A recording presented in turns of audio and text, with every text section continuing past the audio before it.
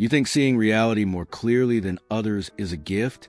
Maslow discovered something terrifying in his research on self-actualized individuals. He found that those who develop heightened perception, the ability to see through social facades, recognize patterns others miss, detect truth beneath surface appearances, weren't living easier lives.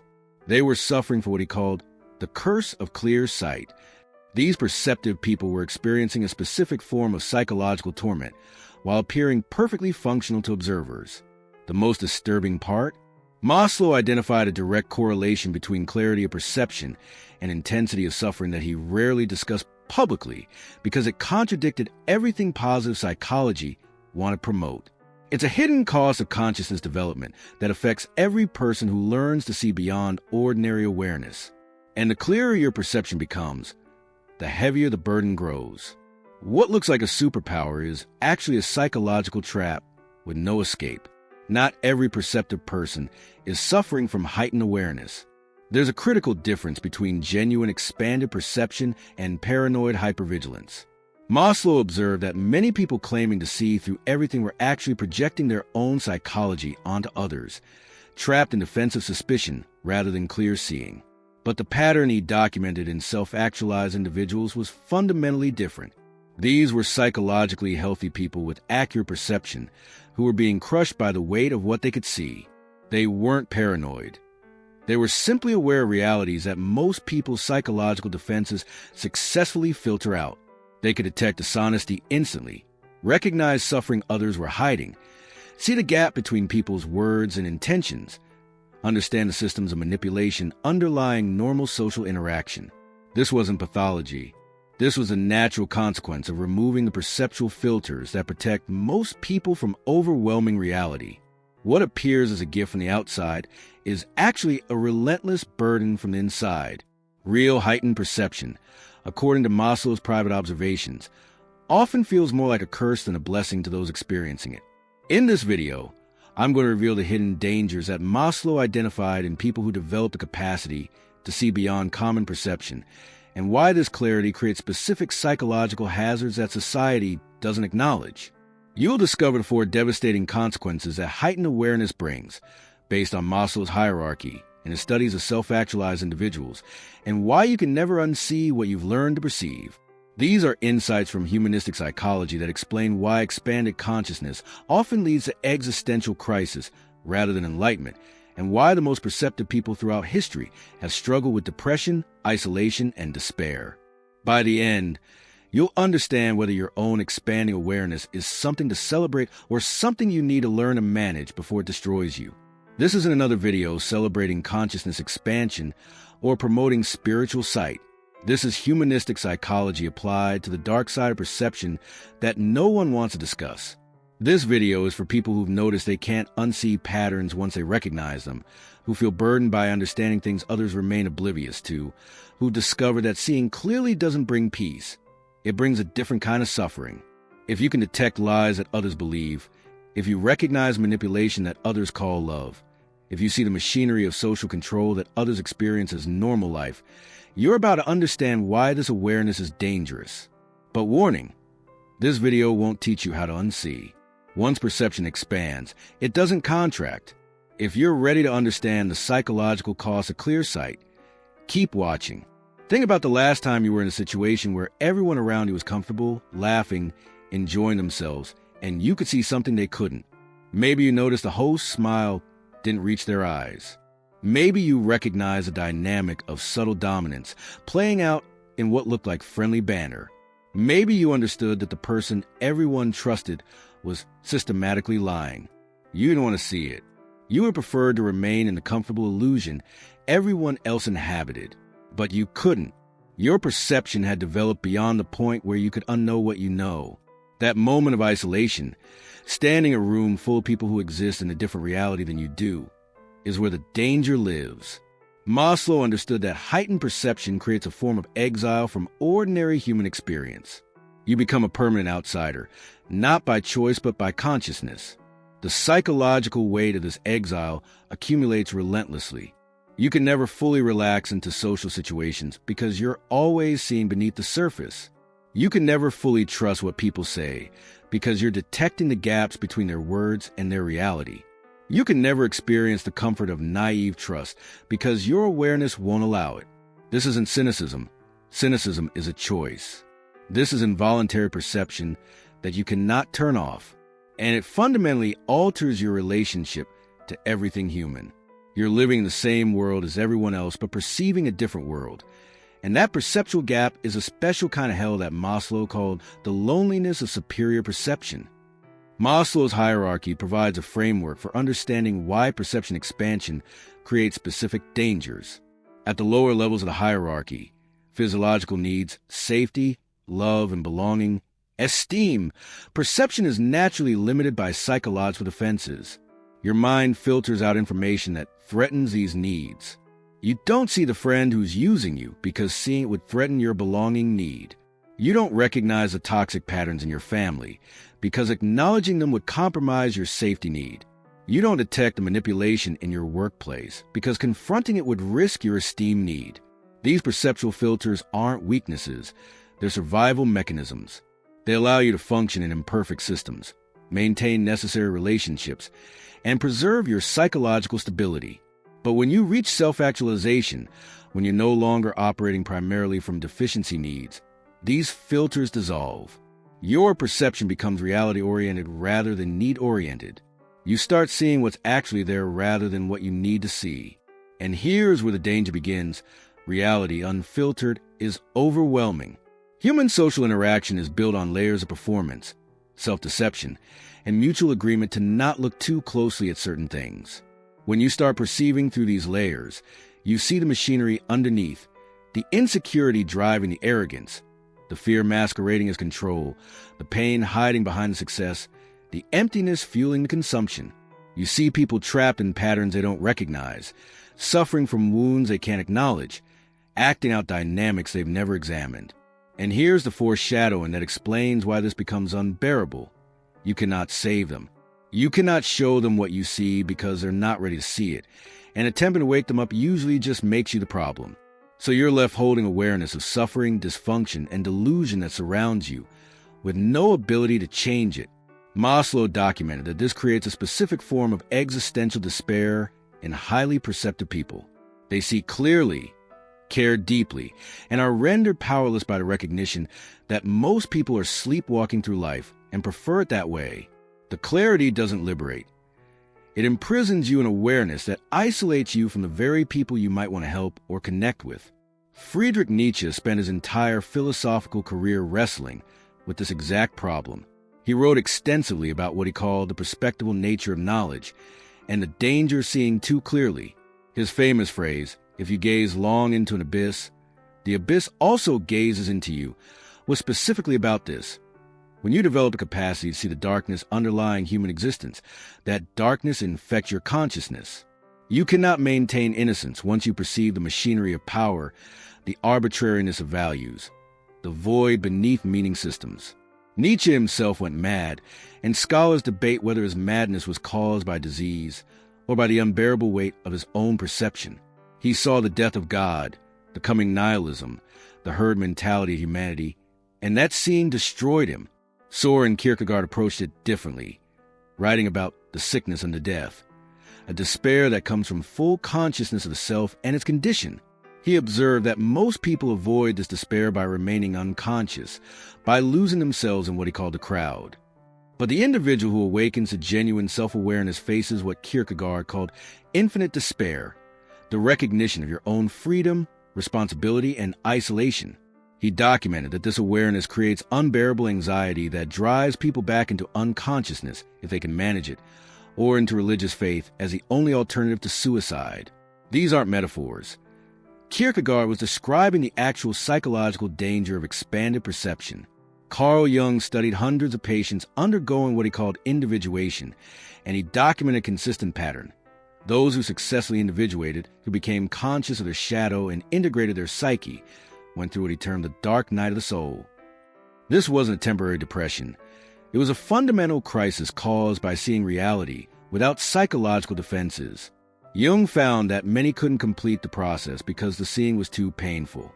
They would retreat back into unconsciousness, into collective identity, into anything that will protect them from the full weight of awareness. The ones who continued to reported that the other side wasn't enlightenment, but something more like tragic wisdom. The capacity to see clearly and live anyway, not because it gets easier, but because return to unconsciousness is no longer possible. Eastern philosophy recognized this danger centuries before Western psychology. The Buddhist concept of dukkha, often translated as suffering but more accurately meaning unsatisfactoriness, describes the perceptual recognition that all conditioned existence is fundamentally unreliable. Once you see this clearly, you cannot return to naive contentment. Buddhist practice is essentially training to bear this perception without being destroyed by it. The Hindu concept of Maya describes a veil of illusion that most people live behind. But the texts warn that lifting this veil isn't liberation. It's the beginning of a difficult path, because you must learn to function in a world you now recognize as fundamentally illusory. Insider knowledge from contemplative traditions reveals what Maslow was discovering through psychology. Heightened perception is dangerous because human social and psychological structures are built on shared ignorance. When you can no longer participate in that ignorance, you become structurally incompatible with normal human functioning. But here's what Maslow discovered in his research that's even more disturbing, and what explains why this pattern keeps repeating throughout history. There's a specific sequence of dangers that heightened perception creates, and they escalate in a particular order. The first danger is what he called social disability. When you can see through social performances, you become bad at participating in them. You can't laugh at jokes that depend on shared prejudice because you see the prejudice clearly. You can't engage in gossip because you recognize the psychological need driving it. You can't participate in status games because you perceive their emptiness. This makes you appear socially incompetent, strange, or difficult when actually your perception has just developed beyond what the social situation requires. The second danger is compassion fatigue at scale. When you can perceive suffering that others filter out, you see it everywhere. You recognize the pain behind people's defenses, the trauma driving their behaviors, the desperation masked as confidence. Maslow found that highly perceptive people often become overwhelmed by the sheer volume of suffering they detect in ordinary interactions. You go to a party and see wounded people unconsciously wounding each other. You watch the news and perceive the systemic machinery, creating predictable suffering. You cannot maintain healthy boundaries because your perception penetrates every boundary automatically. Here's the incomplete information that becomes clear through direct experience. Most people regulate their compassion by limiting their perception. They don't see suffering they can't help, so they're not overwhelmed. But when perception expands involuntarily, that regulatory mechanism breaks. You see everything, feel the weight of everything, and have no way to look away. The third danger Maslow documented is what he called existential isolation. When your perception develops beyond the norm, you cannot share your reality with others.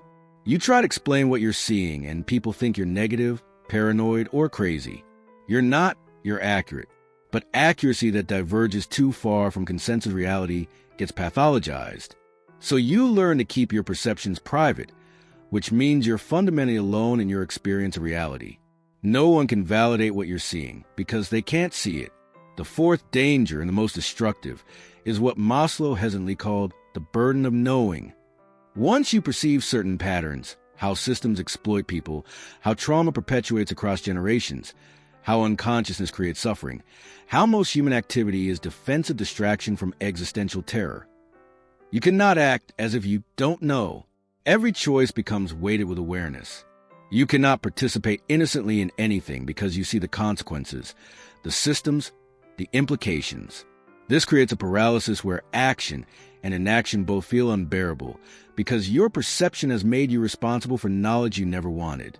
The transformation that occurs when you learn to carry heightened perception without being destroyed by it requires fundamental changes to your psychological structure and your relationship with reality. Remember that isolation you feel when seeing what others don't, that burden of awareness that no one else acknowledges. It doesn't disappear, but it can transform from something that's happening to you into something you're consciously holding. Your relationship with your own perception shifts dramatically once you stop fighting it or wishing you could return to ignorance. You develop what Maslow called the strength to bear truth.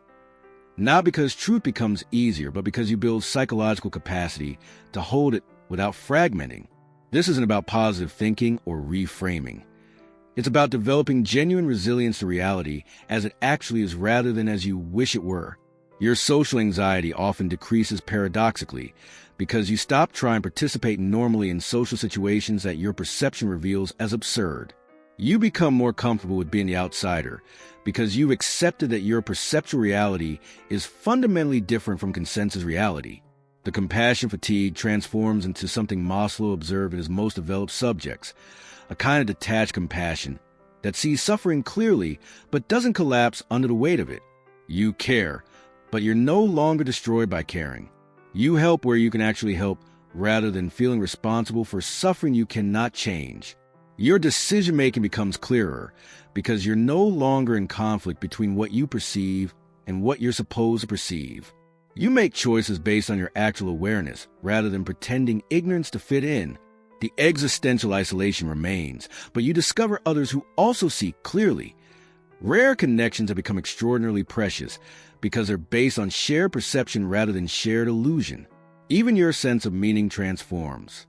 Instead of finding meaning in the social narratives that your perception has revealed as constructed, you find meaning in the practice of seeing clearly itself, in bearing witness to reality, in maintaining consciousness even when consciousness is painful. Now here's where everything converges into the real danger that Maslow spent his final years investigating, and where the hidden threat reveals its full architecture. The danger isn't actually the perception itself. It's what the perception reveals about the nature of human existence that most people's defenses successfully hide. When you see clearly, you recognize something that Maslow called the existential givens that are too threatening for ordinary consciousness to hold. First, you see that most of what people call meaning is constructed defense against meaninglessness. The jobs, the achievements, the identities, you perceive them as anxiety management rather than genuine purpose. Second, you see that most human relationships are transactional exchanges designed to meet deficiency needs rather than genuine intimacy. People are using each other unconsciously, and love itself is often just sophisticated need fulfillment. Third, you see that death underlies everything, that all this activity and striving and suffering is happening in organisms that will cease to exist, and this awareness cannot be unseen once clearly perceived. Fourth, you see that freedom is terrifying, that people are responsible for their lives but desperately avoiding that responsibility through elaborate systems of blame, victimhood, and determinism. Fifth, and most devastatingly, you see that you cannot save anyone, cannot wake anyone up, cannot force consciousness expansion in others no matter how much you care.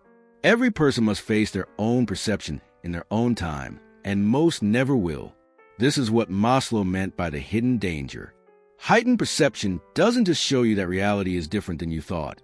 It shows you that reality is structured in ways that make suffering inevitable, that human consciousness is a bizarre accident that creates more pain than pleasure, that the entire human project might be a cosmic joke with no punchline. You see the absurdity that Camus wrote about, the groundlessness that existentialists documented, the void that mystics encountered. And unlike those who read about these things philosophically, you're perceiving them directly in every moment of ordinary life. You go to the grocery store and see mortal beings unconsciously performing survival scripts. You talk to your family and perceive the intergenerational trauma playing out automatically. You watch society and recognize the collective denial systems that keep civilization functioning. Maslow documented that the people who see this clearly face a specific choice that he called the decision point of consciousness. Either you find a way to bear this perception and continue living consciously, or you retreat into some form of unconsciousness, addiction, distraction, ideology, spiritual bypass, anything that reduces the overwhelming clarity. Most people, even self-actualized people, oscillate between these options because constant clarity is simply too much for human neurobiology to sustain. If you've been experiencing this, if you've developed perception that you cannot turn off and is becoming unbearable, you're not going crazy. You're experiencing what Maslow called a dangerous gift, awareness that exceeds your current capacity to integrate it. The solution isn't to see less clearly. That's not possible once perception expands. The solution is to develop the psychological strength to carry what you see without being crushed by it, to find others who see similarly so you're not completely isolated, and to discover that there might be stages beyond what you're currently experiencing where the perception transforms again into something else. In the next video, I'm going to reveal what Maslow discovered about the transcendent stage beyond self-actualization, where perception becomes so expanded that it somehow circles back to a different kind of peace. Not through denial, but through a perspective shift he could barely articulate before his death. Until then, if you're carrying perceptions that isolate you, know that the weight you're feeling is real, the danger is genuine, but so is the possibility of learning to bear it consciously. Subscribe if you want to understand the complete psychology of expanded consciousness that humanistic psychology documented, but society never discusses.